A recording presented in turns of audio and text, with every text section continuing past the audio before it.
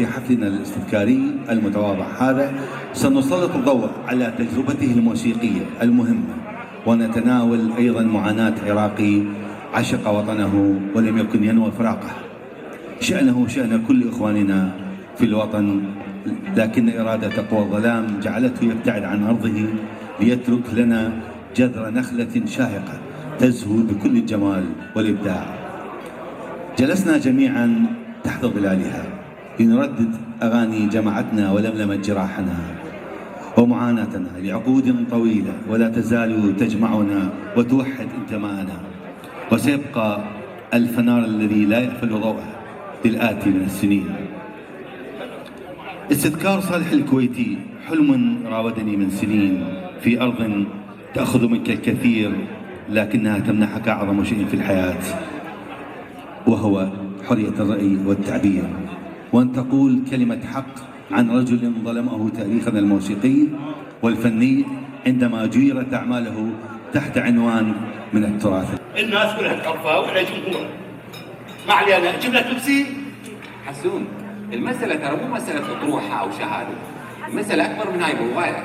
هذه المسألة بالنسبة لي مسؤولية فرض وأمانة، يعني أنا مسؤوليتي لازم أعرف الناس على هذا الفنان العملاق اللي اسمه صالح الكويتي، اللي حرم وانحرم من الاهتمام اللي يستحقه. ها هي مسؤوليتي أنا، أكبر من الأطروحة والشهادة. يا أخي أعرف، بس أنت ما تعرفه، رجال مات من زمان وما تعرف اللي يعرفه. المهم أجيب لك لبسي. حسون، تعرف تتمناني هسه؟ بطل بيبسي؟ انت شو بصدق بالبيبسي مالك؟ يعني اتمنى من كل قلبي انام واحلم واشوف صالح الكويتي ببالي. الله، تعرف الحلو يعني ببالي وجه بوجه واساله ويجاوبني واكمل الطروحه مالتي، هذا صدق حلو.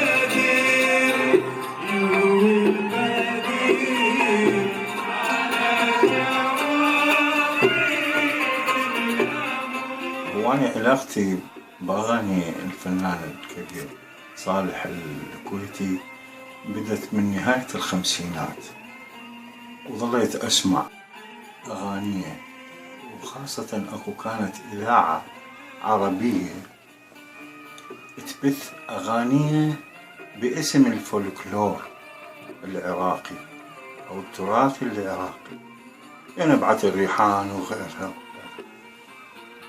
وظليت مستمر أتابعها وأعرف مواعيد الإذاعة وقت اللي كانت تبث الأغاني اللي هي العلاقة بالتراث العراقي.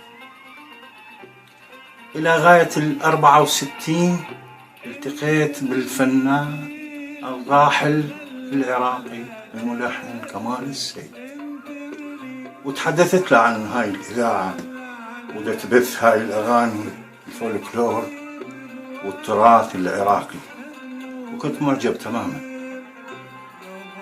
قال لي اللي تريده مني شنو؟ قلت له أريد أعرف هذه الأغاني من الملحن مالتها، ليش تراث وليش فولكلور وليش يقولون الاسم مالتها؟ قال لي لا، الملحن مالتها اسمه صالح الكويتي. قلت طيب هذا كويتي شلون دا يلحن أغاني عراقية؟ والله أنا وين؟ قال لي قصة.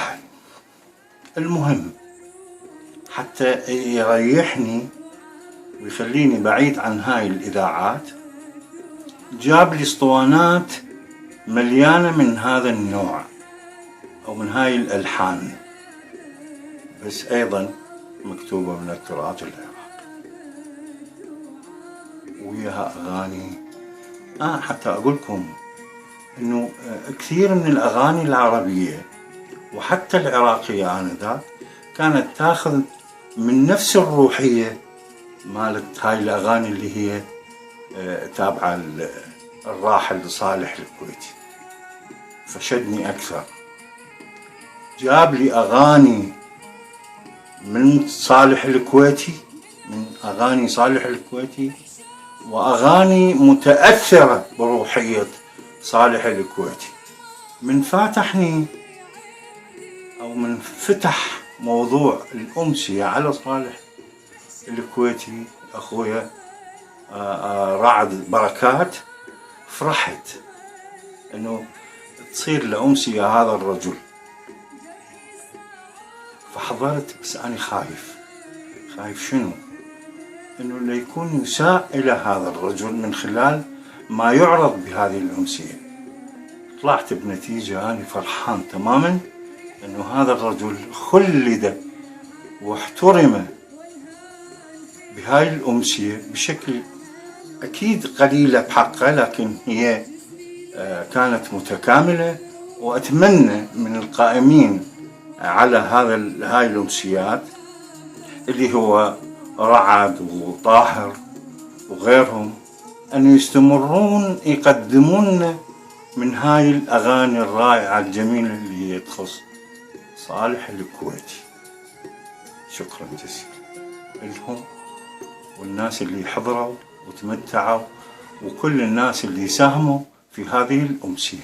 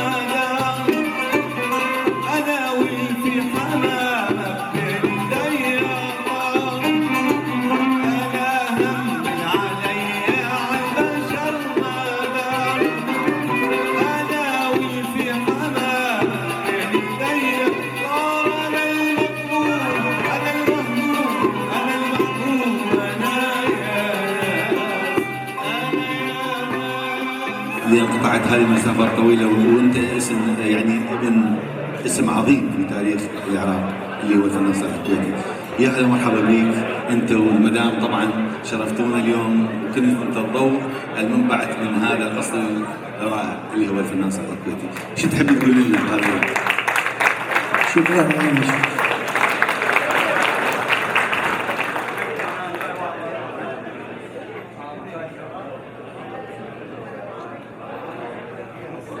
أبي صالح الكويتي لحن بحياته أكثر من 750 أغنية وطعاها هدية للشعب العراقي.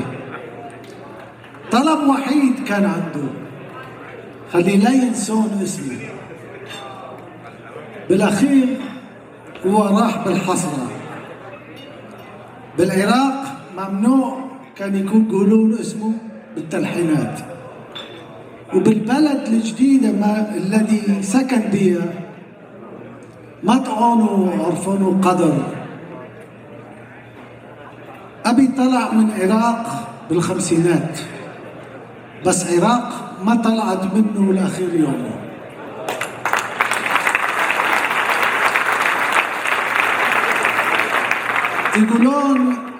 يقولون تقدر تطلع الناس من عراق، بس ما تقدر تطلع عراق من الناس. اليوم اقدر اقول له انت عايش بابا، عايش بالقلوب الناس الذي قاعدين هون اليوم.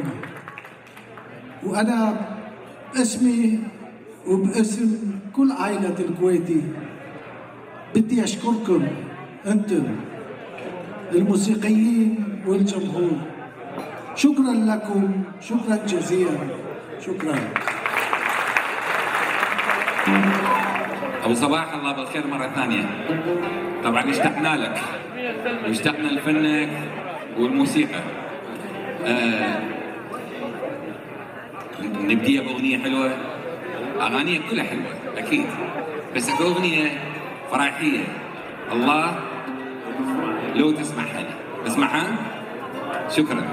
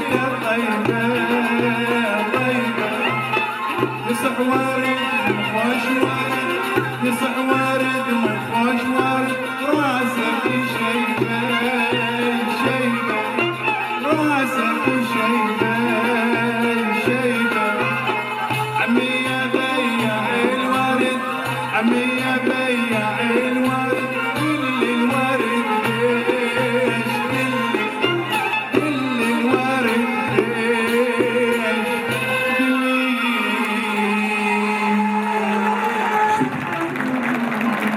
الله الله الله.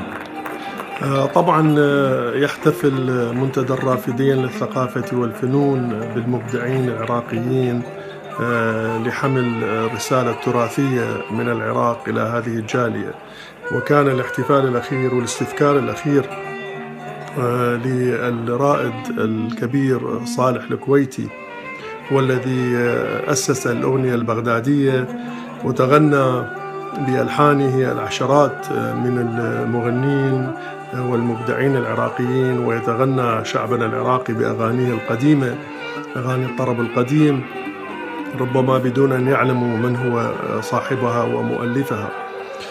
نحن أيضا نحتفل بهؤلاء الأوائل والمبدعين لأن العراق لم ينصفهم ولم يعطيهم حقهم في حياتهم أو في بعد مغادرتهم، والكثير والقائمة تطول، منها الجواهري وفؤاد سالم ومظفر النواب وإلى آخره من المبدعين الذين لم ينصفوا من قبل حكومتنا العراقية.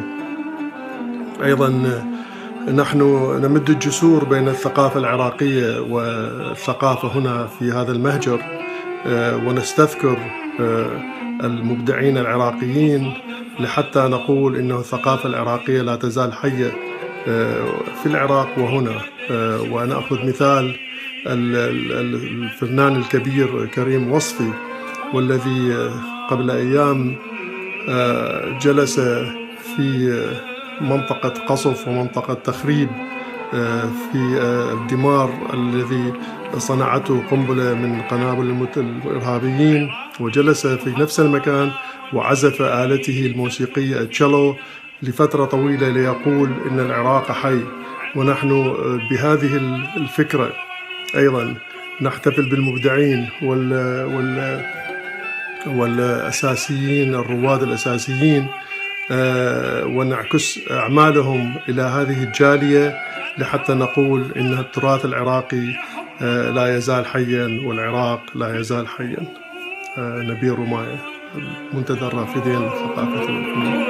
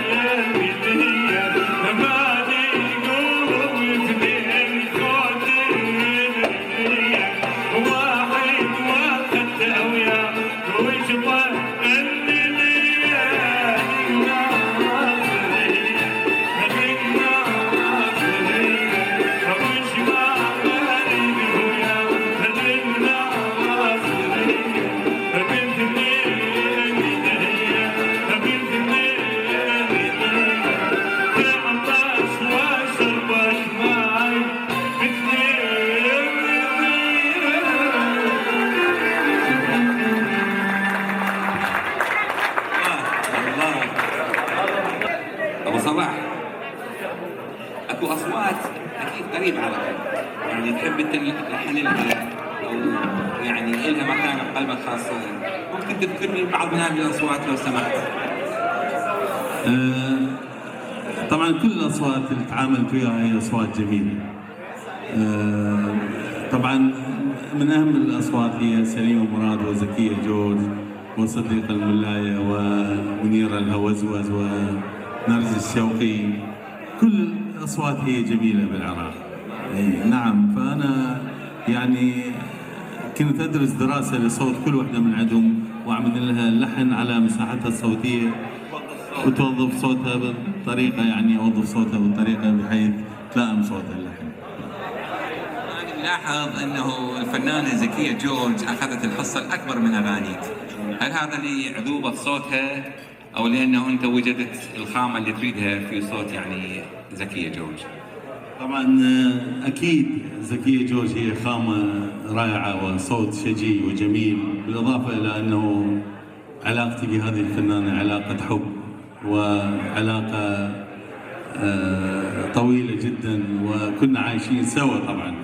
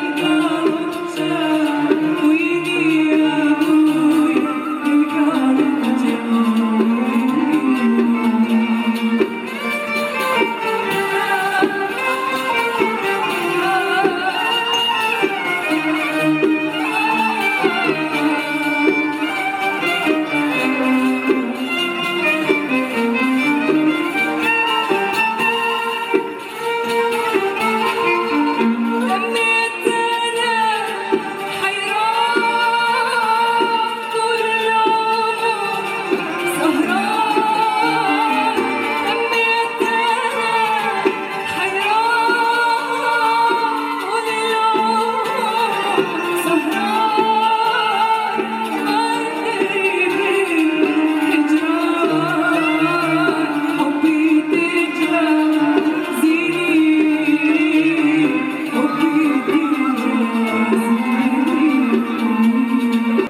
باقي لي كم سؤال ترى. ما راح اخرج يا حبيبي، عندي كم سؤال وبخلص.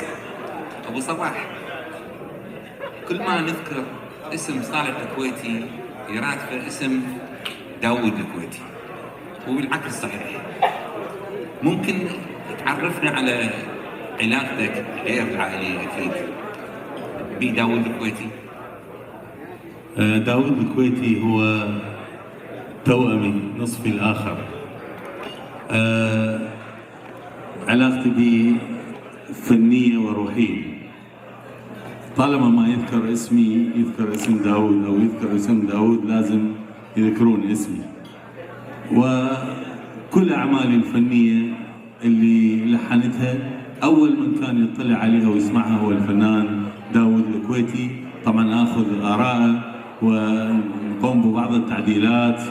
ممكن يقول لي هاي الجملة لو تكون هنا أحلى، الإيقاع هنا لو يصير بهالطريقة هاي أحلى. أكيد هاي ملاحظات آخذها من أول الناس أخويا الفنان داوود الكويتي.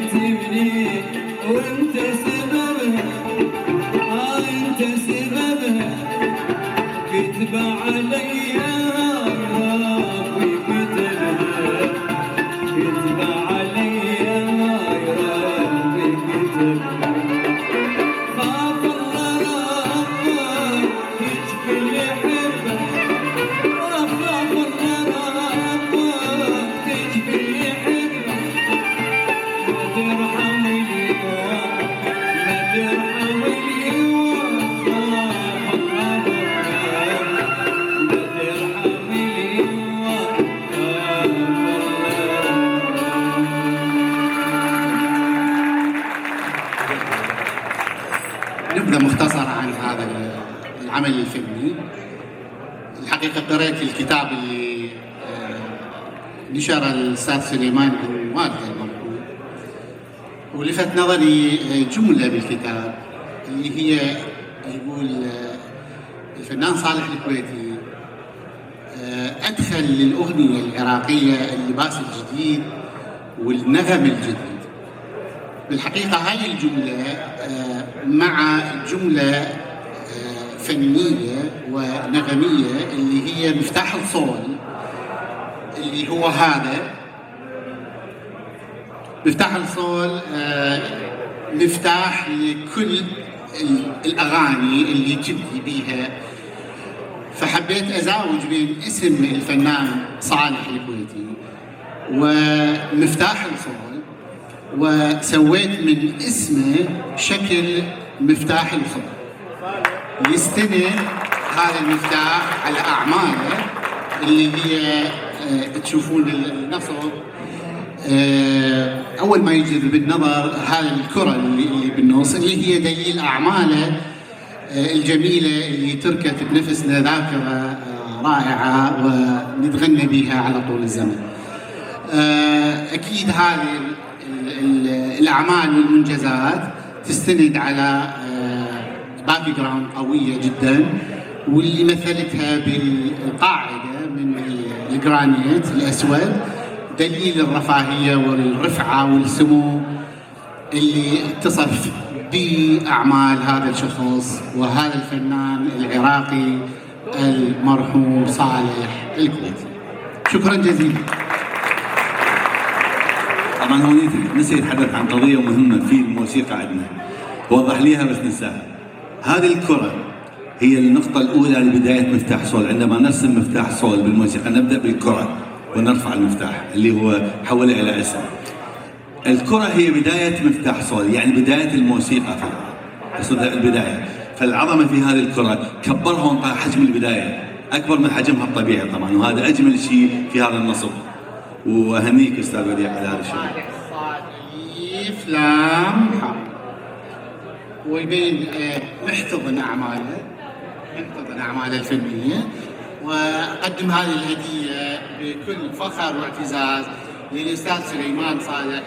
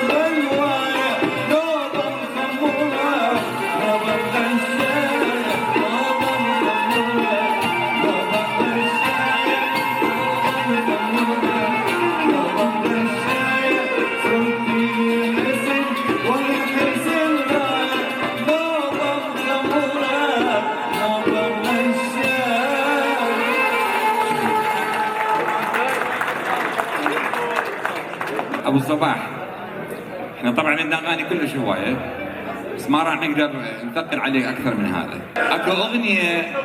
اكو اغنيه طبعا لابو الصباح اسمها طولي يا ليله، الحان ايضا، يعني اتمنى من كل قلبي ان نطول هذه الليله للصبح. راح نغنيها بشكل جماعي، نقدر؟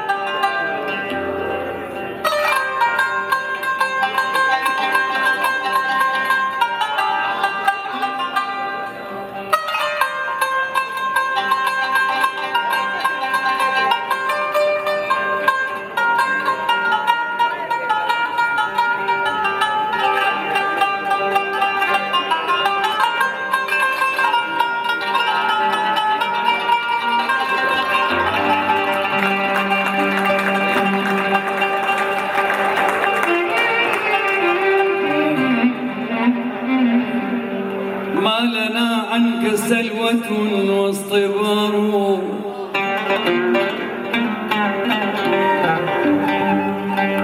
ما لنا عنك سلوة واصطبار،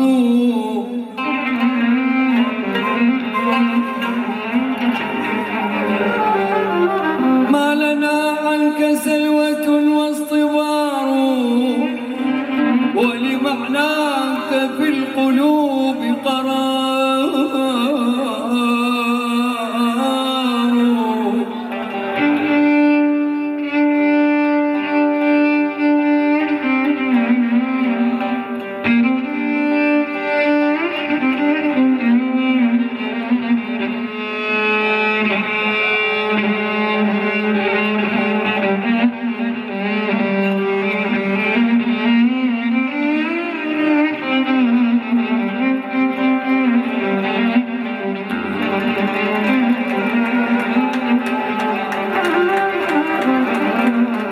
ما لنا عنك سلوة واصطبار، ولمعناك في القلوب قرار، وسواء منك الجفا والمزار، أينما كنت فالحشا لك دار.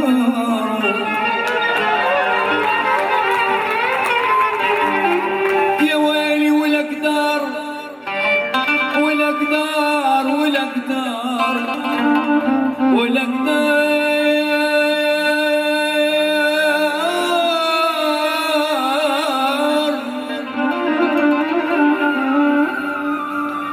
لك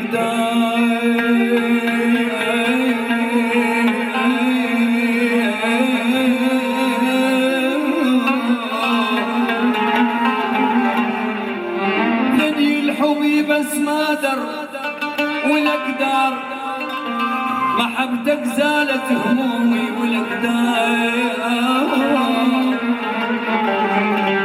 محبتك زالت همومي، يابا ولك دار،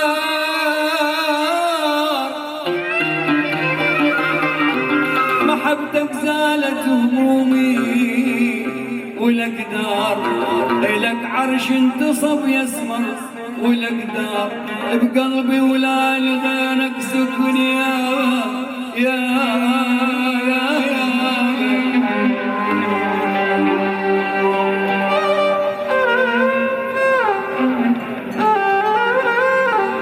أحب منازل الأحباب إن غابوا وإن حضروا،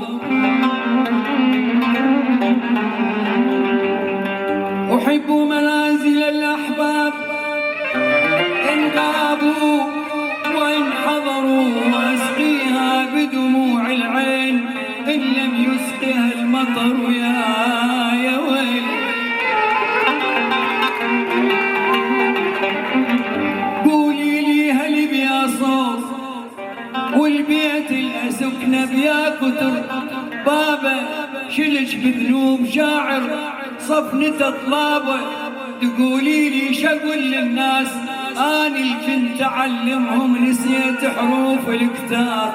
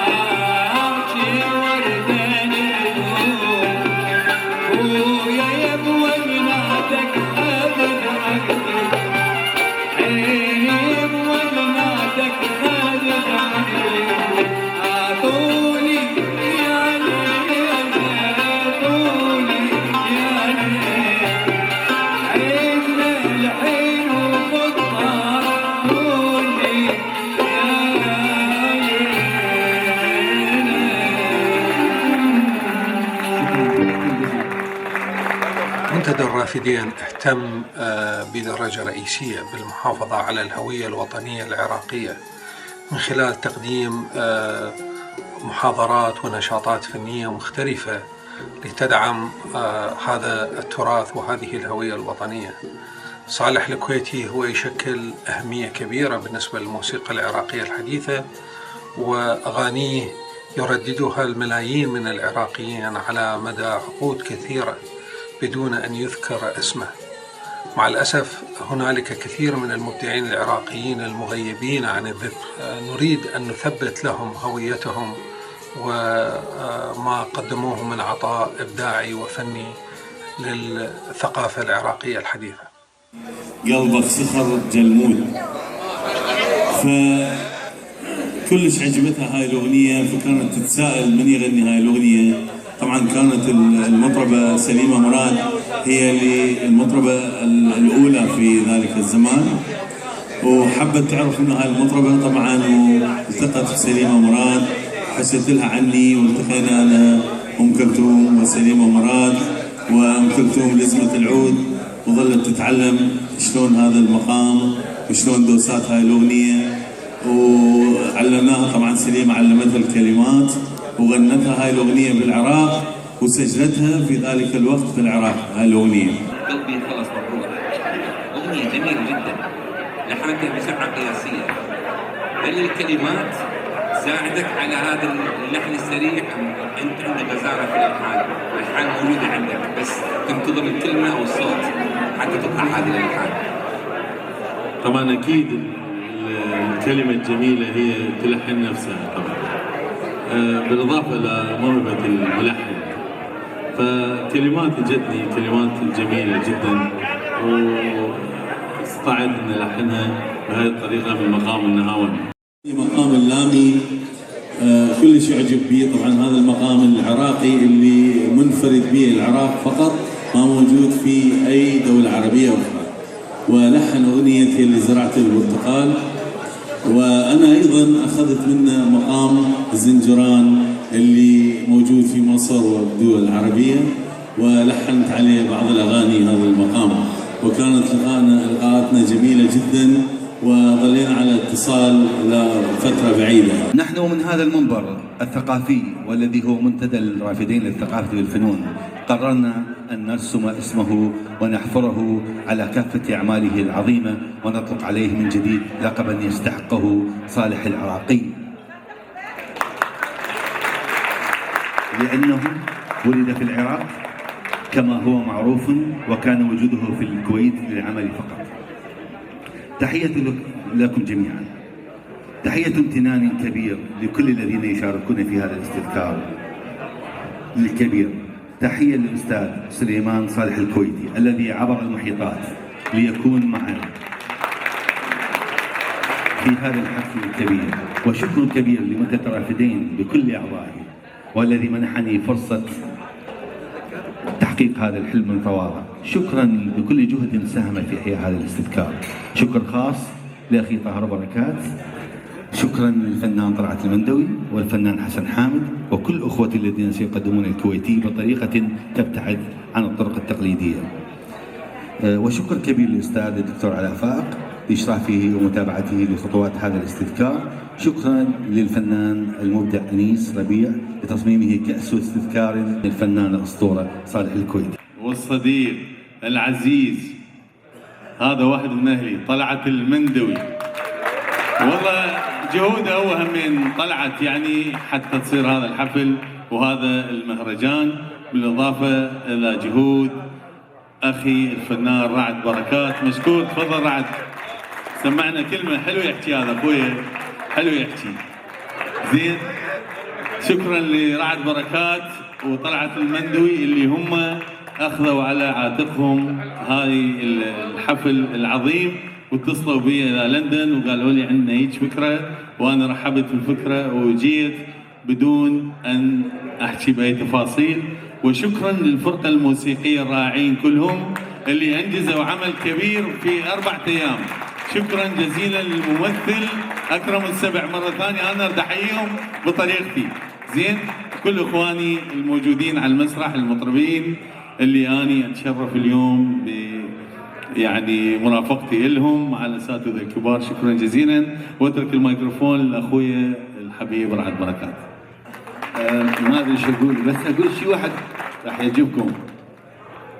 شيعي، سني، صابئي، مسيحي، كردي، هذا العراق الحقيقي، هذا هو العراق، هذا هو العراق الحقيقي يا اخواني.